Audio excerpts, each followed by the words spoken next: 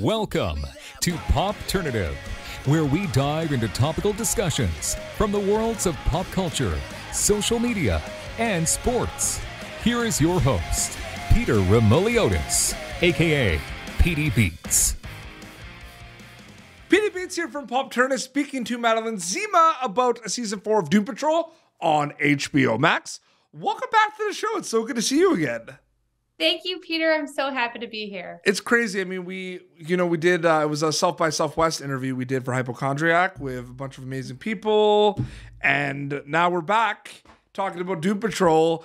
I feel like that, when did we do that interview? Because it feels like it was a long time ago, but I think it was maybe tops 4 or 5 months ago. It was in March. And I know because I was supposed to go to South by Southwest, but the day that we did that interview, I actually found out that I got Doom Patrol. I couldn't tell anybody, but I was not able to go to South by Southwest because I was filming Doom Patrol. Space Case, right?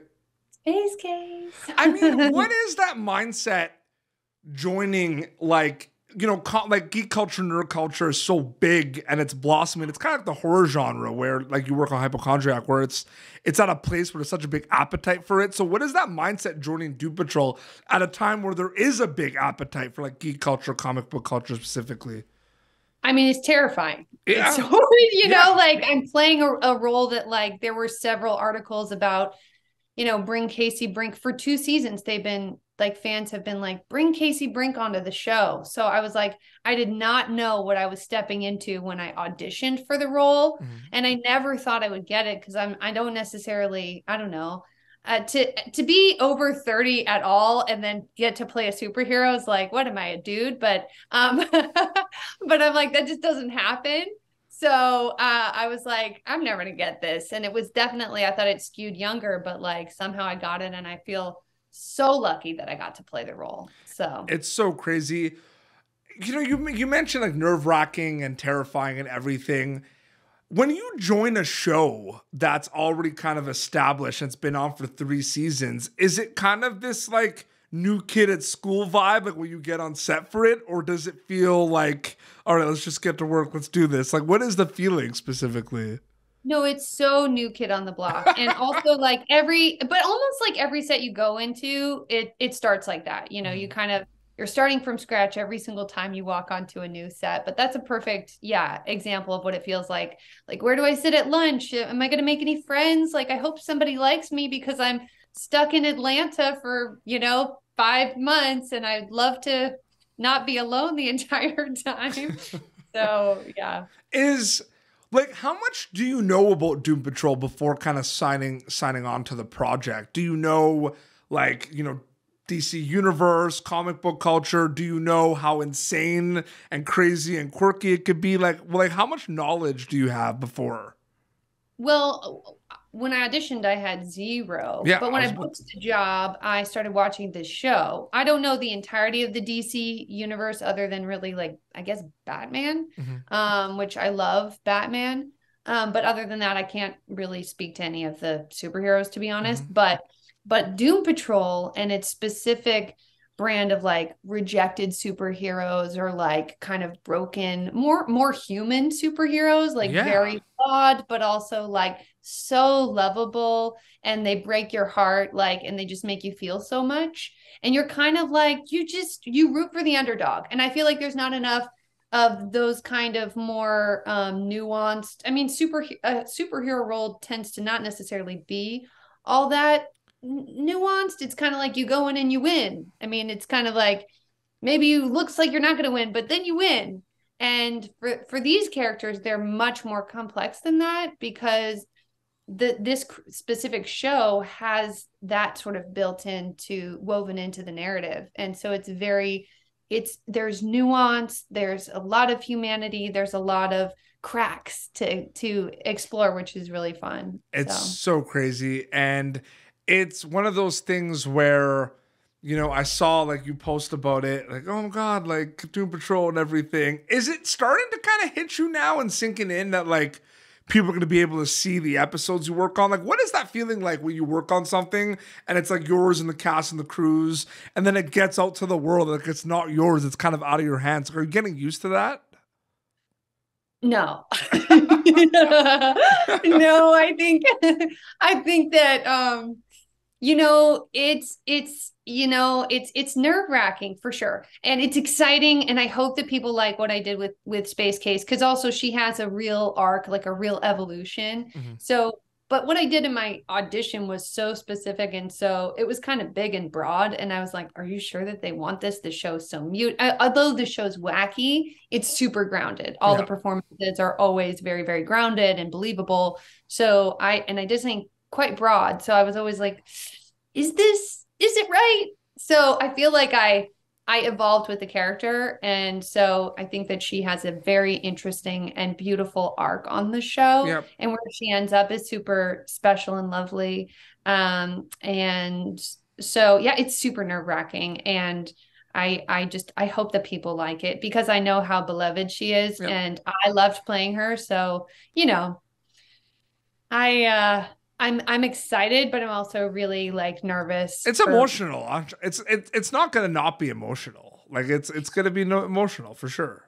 And the episode that I premiere in, like, is just me and Abby Monterey and Alan Mingo Jr. Those are the only like characters that you've ever seen before. So none of the main cast were in to kind of like catch a vibe from, because usually you can adjust performance to like the people who are like the mainstays of the show. 100%. Yep. And all of us were kind of like, well, we hope we're doing this right, because all of us have been like not on the show for, even this was Abby's first episode back in a minute. So it was kind of, we were like, we hope this is it working? So, but I'm excited to see the entirety of where Casey ends up and how it all turned out, because it was so fun to shoot, just so much fun to shoot, and really cool, really 100%. Different. Yeah, no, absolutely. They're going to be able to check that. HBO Max, it's pretty crazy. Season 4. And then we were talking before we started, because I find it's interesting, because when we did the interview for Self by Self, like for Hypochondriac, I like, before we started, because you know how we were waiting for people and stuff, I was like, oh my goodness, like so many projects we've been in, like a Cinderella Story and like Californication, The Nanny. I was like, there's so many things. And then, Jennifer Coolidge, there's so much kind of news and reels and TikToks about her out there right now because of The White Lotus, right? And there's not many people that were like her on-screen kids. And like you were like one of them in Cinderella Story, which is pretty crazy. I mean, I'm honored that I can say that I worked with her and that she gave me advice on screen and everything. But yeah, I mean, I told you before we started, like I share a Jennifer Coolidge like reel or meme like pretty much every day. And I hope that our paths cross again, because she was like the nicest, loveliest person. The last time I think I saw her was at the Beverly Center. And this was like a million years ago. And she's like, oh, you always smell so yummy. Can you make me some of your perfume? Because I would make my own perfume. So it took me forever, because I did not have my stuff together back in the day. So it took me like, I don't know, 6 months to make the perfume and send it to her. And she had written me a check on the spot for it. But when she finally got, so I never cashed the check, obviously. Like I was like, I'm not gonna take your money for something that I never basically sent you. But then I had this wonderful voicemail from her that was like, oh, I got this spray and it smells so good. I'm going to get so many boyfriends. And I was just like, oh, I wish you could save voicemails forever. Maybe you can now with the smartphones, but this is back in the flip phone days in the early aughts. So, but yeah, she's, I hope that our paths cross again, because I'm just like I'm so happy for her getting the due for being as brilliant as she is. Yes. She deserved it for so long. Many people have said that. I think that's the best part about it. I did want to ask you, we're going to go way back, because I'm actually pretty excited to pick your brain about this, because I'm curious. Okay. So you worked on The Nanny, which was at the time like probably one of your first projects, right?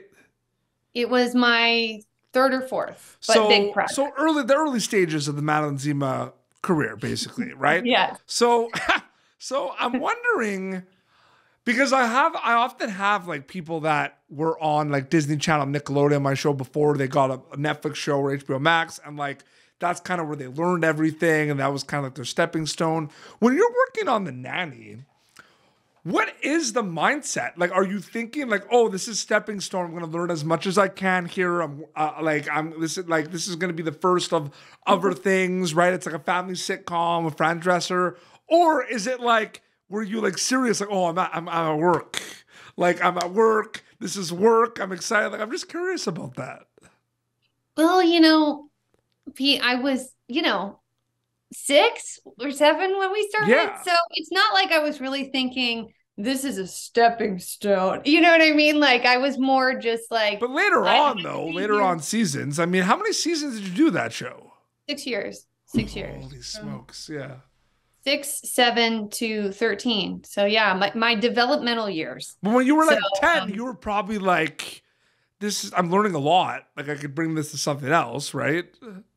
Oh yeah. I mean, for sure. I definitely felt like I was learning. I was happy to be there. I love being on set. Yeah. I've enjoyed being on set since I was, since my first audition. I mean, the reason that I booked the job out of like all the other babies was like my first audition, I was 28 months. The reason that I got it was because I was the only one laughing and having a good time.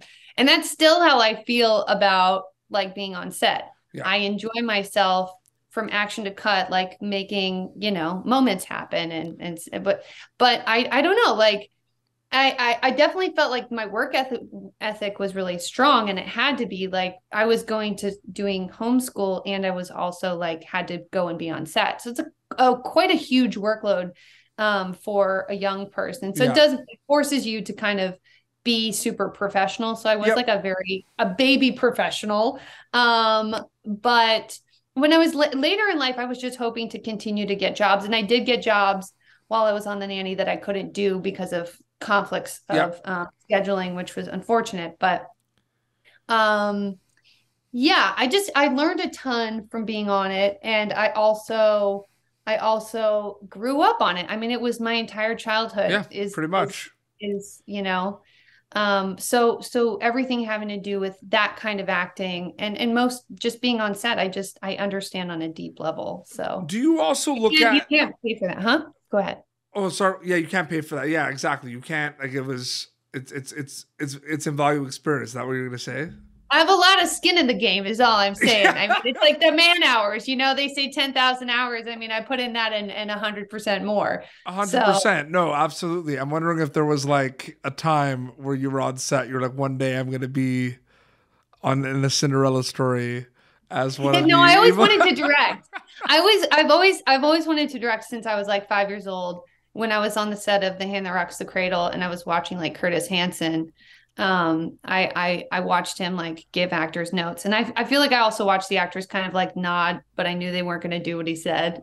And it was just like, when you're a kid, you pick up on all the subtleties. Absolutely. And so, I always wanted to like continue to act because it's like, it's second nature, but like, I've always also wanted to step into directing more and more. And I feel like more people now, I feel like, I wouldn't say you don't have a choice. Like, I feel like you have a choice. Like there's some people that just want to act and everything, but I feel like it just happens a lot of times that like you end up like acting on a show and then like writing something and then maybe directing and producing. Like I feel like you gravitate towards those many hats, so to speak. 100%. It's a natural evolution that you would want to like, since you know a lot about narrative storytelling, you want to expand into different aspects of it. Like at some point you may want to be like, I really love doing a podcast, but I'd also love to do this other kind of media. And like, you know what I mean? Like, so all of those things, like it's a natural part of like, especially if you've done something for 35 years, which now I can say that I have.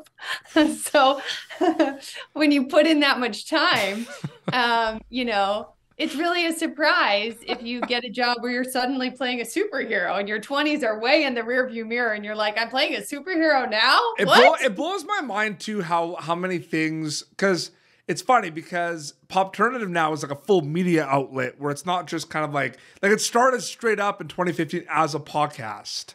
And I did it like where I was talking to a bunch of people and everything. And now it's like a full out like media outlet, like popternative.com and everything. And it kind of like what you said, it was just this natural kind of just like change, you know what I mean? And evolvement, which I think was really cool.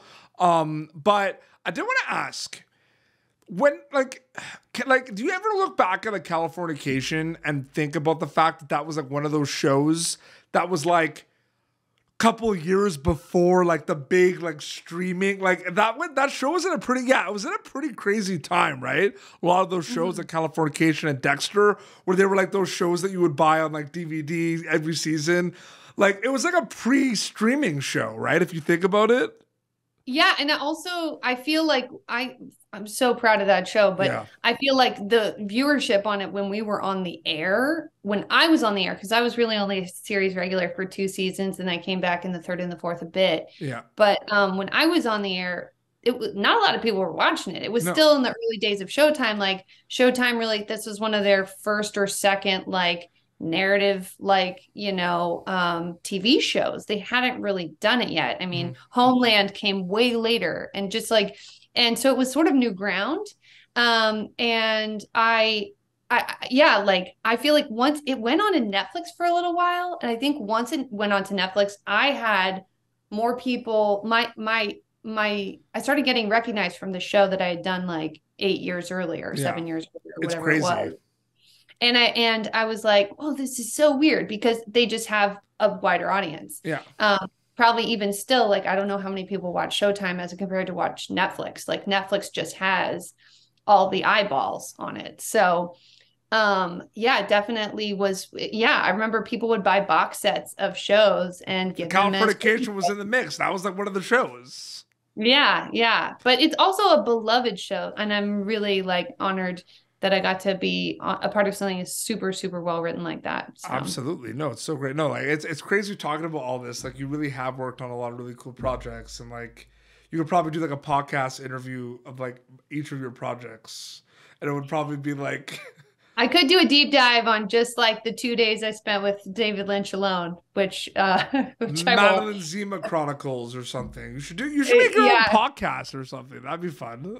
Yeah, no, I've thought about that, because I actually would love to like also talk to other people about their experiences. But I also just I have goals in mind. I want to get those goals done. You're creative. First. You always have goals in mind. I'm like the same thing too. My friends, like I'm a creative as well. Like write and produce some stuff here and obviously. There. Yeah, no, but like I also like I do like the interviews, but I'm also like I'm like in the writer's room for my short horror film right now and stuff. Right. Oh, so cool. So things like that. But like I always have all these ideas, and like my team always has to be like, Peter, like let's just get these done, and then. Yes, it's one day at a time. Like just but I get so excited about it. I get so excited, but yeah, no, I get it. One day at a time. And that's the way it always should be. You know, you should be like, wake up and be like, oh shoot, I want to do this, and it's like, you know, that's what it's all about. It's so crazy. No, and I'm really happy for you with all the projects. I'm so happy for you with Doom Patrol, because it's really awesome, and I can't wait for people to officially see Space Case, which is awesome. That episode's coming out. Like, is that Thursday? This Thursday, yeah. This Thursday. No, it's so crazy. And Madeline, thank you so much for joining me again on Popternative. It was so great catching up with you. You too, Peter. Thank you so much. It's always a pleasure. Always a pleasure. Is your Instagram account and Twitter just your name, Madeline Zima? It's at Maddie Zima for Instagram, and then Twitter is at Madeline Zima 1. Okay. Because someone had my original thing. I had to boot them and take my name back. No worries. So they can check that out. Awesome. Well, this has been Popternative. YouTube.com/Popternative for previous episodes. Be sure to catch Madeline Zima as Space Case in new episodes of Doom Patrol Season 4 on HBO Max. Until next time, this is Madeline and Petey Beats signing off. Thank you for tuning in to Popternative. Make sure to check out our past episodes of Popternative on YouTube. Be sure to like Popternative on Facebook and follow us on Twitter. This has been an Autograph Communications production.